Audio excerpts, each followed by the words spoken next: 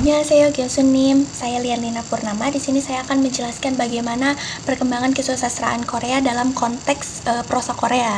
Nah, yang terlebih dahulu nih, prosa Korea itu apa sih? Prosa Korea itu adalah yang berasal dari bahasa Latin, yakni prosa yang artinya terus terang. Nah, prosa ini apa sih bedanya sama puisi? Nah, prosa ini digunakan untuk hal-hal yang non-sastra dan muncul pada abad 6 Masehi dan juga lebih mengekspresikan emosi berlimpah, mencakup novel, esai, drama, dan lain-lain. Nah, prosa ini dibagi menjadi dua, ada prosa lama dan juga prosa modern. Nah, prosa lama yaitu Gojeon Sanmun dan juga prosa modern yakni Hyundai Sanmun. Nah, tokoh penting dalam prosa ini yang pertama adalah Lee Kwang-soo. Nah, Lee Kwang-soo ini lahir pada tahun 1892. Beliau ini dianggap penting karena beliau ini sangat mendukung hal-hal tentang pencerahan. Nah, dikenal juga sebagai 3 jenius dari Joseon. Nah, selain itu, karyanya ini berjudul Mujong di tahun 1917. Kenapa penting juga? Karena pada era Hyundai Sosol itu sendiri, beliau ini pertama membuat karya Mujong ini yang merupakan novel panjang pertama Korea modern pada saat itu, sehingga beliau ini sangat berpengaruh dan dianggap penting. Nah, selanjutnya ada tokoh prosa Korea yang kedua yaitu Shin Jae-hyo. Shin Jae-hyo ini tuh banyak memberikan perubahan yang besar di era prosa Korea, terutama pada periode Pansori.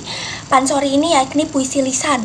Nah, beliau ini mengemukakan teori-teori Pansori dan menstandarkan 6 madang. Nah, 6 madang ini ada apa saja, yaitu yang Juhyanga, terus Simchongga, Baktaryong, Topbyolga, Chokbyokga, lalu Byonggangsoga. Nah, yaitu memperbaiki aksara-aksara 6 madang tadi itu menjadi mengubah ya, hal yang tidak rasional dan vulgar menjadi masuk akal dan lebih berkelas gitu. Nah, selanjutnya ada karya representatif di era prosa ini, yaitu ada Dangun Shinhwa. Nah, Shinhwa ini apa sih? Shinhwa ini cerita mitos yang menceritakan tentang dewa-dewa di Korea. Nah, kisah Dangun Shinhwa ini adalah Hwanung ini anaknya Hwanin ini dewa langit, yaitu turun ke bumi ya, bertemu dengan harimau dan juga beruang yang ingin menjadi manusia gitu. Tapi ujung-ujungnya yang jadi manusia ini adalah beruang, dan Hwanung ini menikah sama si beruang ini yang namanya tuh Unyo.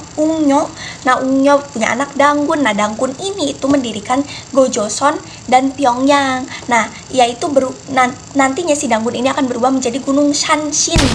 Nah, terus di sini tuh ada filosofi yang namanya Hongik Ingan. Nah, Hongik Ingan ini artinya adalah hidup dan berbuat bermanfaat bagi semua makhluk. Nah, pada saat ini tuh Dangun Shinhwa ini sangat berkaitan tentang pendirian Gojoseon ya. Nah, terus ada karya representatif yang kedua, yaitu Gwangjang pada tahun 1960 yang di era Hyundai Sosol. Nah, pada karya representatif ini tuh karya Choi In-hun pada tahun 1960-an. Nah, bercerita tentang Lee Myung-jun yang bingung dia antara mau ke Korea Utara atau Korea Selatan, tapi alhasil dia tidak memilih keduanya. Ia kemudian memilih untuk mengakhiri belum izin Tuhan. Di Gwangjang ini tentang bagaimana situasi sosial tahun 1960, mana adanya ketegangan antara masyarakat atas dan masyarakat bawah. Nah, selanjutnya di sini ada situasi sosial. Nah, situasi sosial ini dibagi menjadi dua, ada lama dan juga modern.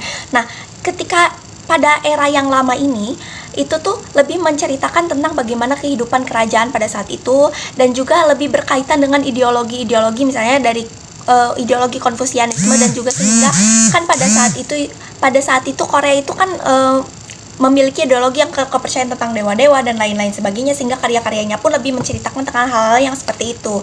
Nah, berbeda dengan modern ini lebih berkembang lagi daripada karya-karya yang lama, karena dalam modern ini ada unsur-unsur yang modern gitu, misal antara percampuran tradisi yang lama terus ada unsur modernnya. Nah, penulisan dalam karya-karya yang modern ini lebih penggambaran situasi sosial yang sebenarnya, misalnya pada era Korea dijajah oleh Jepang. Nah, pada saat itu kan bagaimana kehidupan di sana atau kayak sistem pemerintahannya bagaimana, sehingga lebih realistis penggambarannya. Nah, kemudian ada pendapat saya pribadi gitu dalam perkembangan kesusastraan Korea ini, sebagaimana yang telah dijelaskan bahwa konteksnya memang ada yang lama dan modern. Nah, perkembangannya ini itu sangat luar biasa dan juga panjang sekali, bagaimana Korea ini juga memiliki karya-karya yang meluas di seluruh Asia dan dunia ini. Bagaimana perkembangannya itu sangat-sangat tidak hanya menceritakan bagaimana sejarahnya saja, tapi kita juga dibawa secara emosional dan juga melihat backgroundnya, sejarahnya dulu bagaimana di era yang lama dan juga modern, sehingga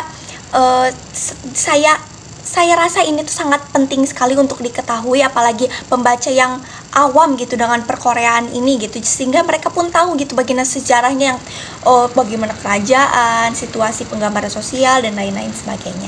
Kurang lebih seperti itu. Terima kasih. Kamsahamnida.